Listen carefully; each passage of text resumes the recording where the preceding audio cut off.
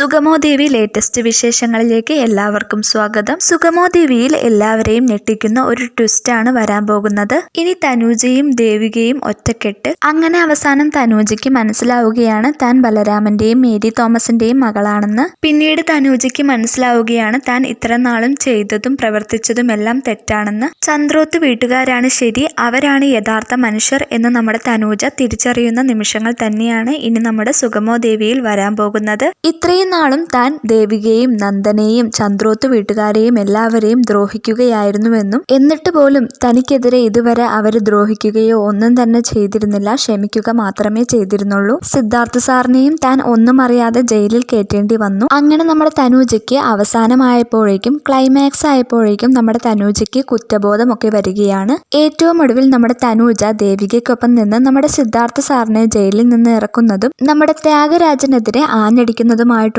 സന്ദർഭങ്ങൾ തന്നെയാണ് ഇനി നമ്മുടെ സുഗമോ ദേവിയിൽ വരാൻ പോകുന്നത്. എന്തായാലും നമുക്ക് കാത്തിരുന്ന് തന്നെ കാണാം.